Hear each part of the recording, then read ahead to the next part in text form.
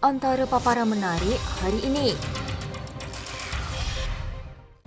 PAS Negeri Sembilan kritik Peja.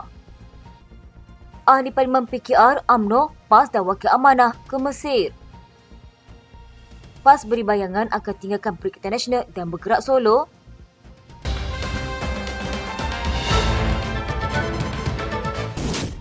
Ketua Perikatan Nasional Negeri Sembilan, Muhammad Hanifah Abu Bakar berkata kejayaan Ahmad Faizal Azumur menghadiahkan 5 kerusi kepada pilihan raya negeri lalu harus diiktiraf di sebalik kritikan daripada rakannya PAS.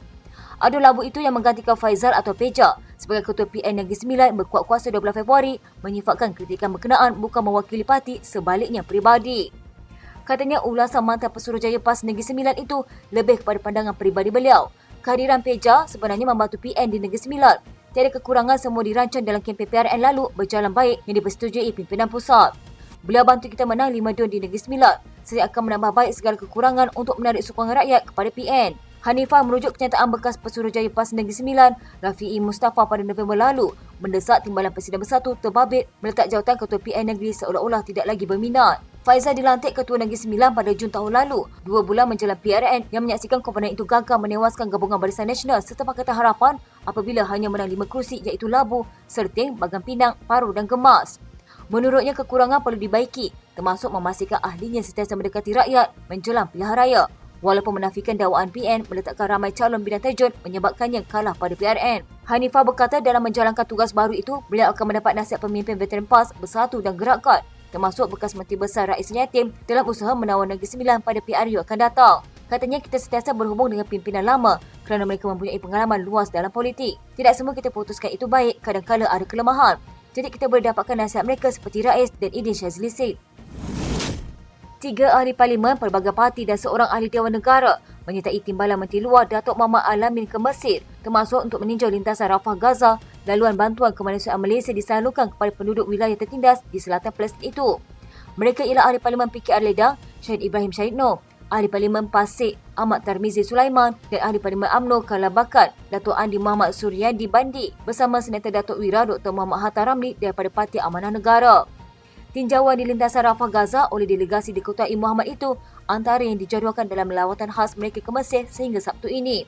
Wisma Putra memaklumkan lawatan khas itu bertujuan mempamerkan sokongan penuh Malaysia terhadap isu Palestin. Katanya delegasi akan mengambil peluang membuat lawatan ke lintasan Rafah Gaza di mana bekalan kecemasan dan bantuan kemanusiaan dari Malaysia disalurkan ke Gaza dengan kerjasama rapat Kerajaan Mesir dan Ops Ihsan. Program lain termasuk kunjungan hormat ke atas Timbalan Menteri Luar Negeri Mesir, Hamdi Loza, pertemuan dengan Ketua Pegawai Eksekutif Bulan Sabit Merah Mesir, Dr. Rami Al-Nazir dan lawatan ke Hospital Seliaan Persatuan Bulan Sabit Merah Palestin. Wisma Putra memaklumkan intipati perbincangan adalah mengenai kerjasama Malaysia untuk membantu rakyat Palestin di Gaza, termasuk yang memerlukan rawatan perubatan di Mesir.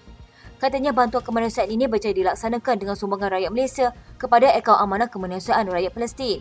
Op Ihsan diilhamkan bekas Menteri Luar Datuk Seri Dr. Zamri Abdul Kadir antara usaha Kementerian Luar sebagai penyelaras dengan pelbagai NGO bagi menggerakkan sokongan serta bantuan kemanusiaan kepada rakyat Palestin. PAS Selangor menafikan mereka mahu bergerak solo di negeri itu pada PRU 16 menerusi projek PAS for All.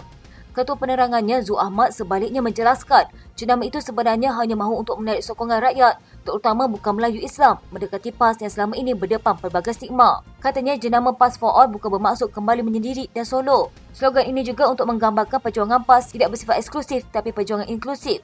Sebab itu PAS bersama Perikatan Nasional. Ahad lalu PAS Selangor menyatakan keyakinan memimpin negeri itu pada PRU 16 sekaligus menjadikannya lebih berdaya saing dengan pendekatan PAS for All merangkumi semua kaum dan agama.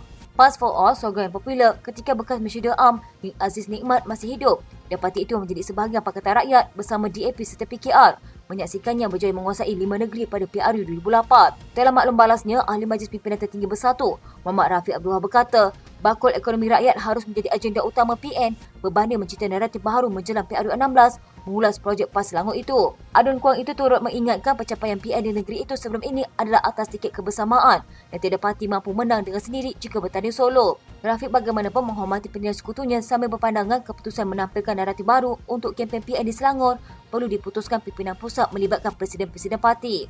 Pada pilihan raya negeri Ogos lalu, Perikatan Nasional menang 22 DUN sekaligus menafikan penguasaan 2/3 gabungan Pakatan Harapan dan Barisan Nasional yang menguasai 34 daripada 56 kerusi. Presiden PAS Tan Sri Abdul Hadi Awang ketika merasmikan Muktamar Tahunan PAS ke-69 Oktober tahun lalu mengarahkan anggota parti itu menarik undi bukan Islam pula setelah berjaya menguasai sokongan Melayu. Sekian berita hangat di TV pada hari ini. Jangan lupa untuk follow Facebook Malaysia Deadline dan YouTube Deadline TV.